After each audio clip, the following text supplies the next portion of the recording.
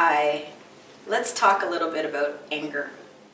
And when I say a little bit, I really do mean a little bit, because anger is such a huge thing that has impacted everyone's life for way too long that we need not spend every waking moment about it.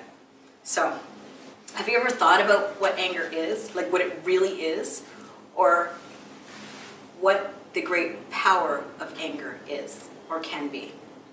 Have you thought of how powerful anger can be to control you, to move you out of alignment of your walking, of your health journey?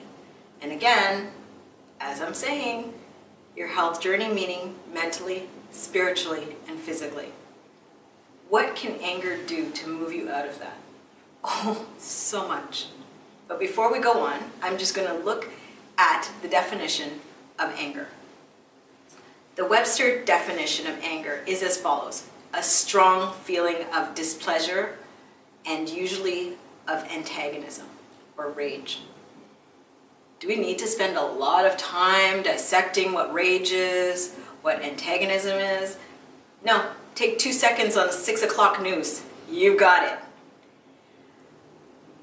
I woke up this morning and was feeling excited about sharing with you.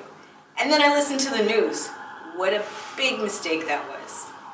All I could hear about was this killing, this robbery, this fire, this angry behavior that has happened to people who probably weren't even expecting it, probably weren't even deserving of it. Because really, if you sit and consider, who's deserving of anger? Nobody, really. Yes, there's war, there's battle, there's strife, but when it's all done and you look at the end of it, the anger should dissipate once you've settled your animosity. A lot of the time, anger comes from our expectations from somebody else not being met. Or, dig deep, get ready, our expectations of something inside of us not being met. That's an anger that sometimes we go ahead and put it onto somebody else, somebody who is our loved one. That's not necessary. If we really love them, why are we showing animosity, rage, anger? And ladies, why are you getting so disheveled over something that you probably haven't explained to your partner, right? Do I look fat in this? No, dear. Oh, liar, right? Am I doing all that I can? Yes, dear, liar. Why? And the reason I'm using these conversations is because they're things that I've said, right? Things that I've thought, and it's all because I didn't explain to my partner what I was looking for. Whose expectation is unmet?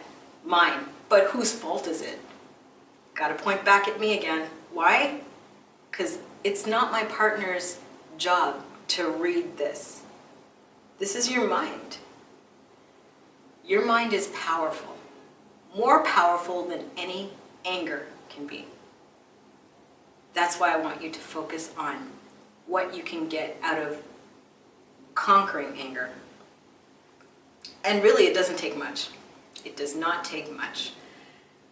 I was reading the Bible, of course, basic instructions before leaving Earth. And the Bible says so many things about anger. And trust me, I could do a whole preaching, but I'm not a preacher. I could do a whole sermon, church service for 50 million Sundays, all on anger. Why would I want to? There's so much more in this life than anger. So I want to share with you 2 scriptures. One's from James 1, 19 and 20. So then, my beloved brethren, let every man be swift to hear, 2 ears, slow to speak, 1 mouth, slow to wrath. Take the anger, toss it back behind you, and don't even look at it. For the wrath of the man does not produce the righteousness of God.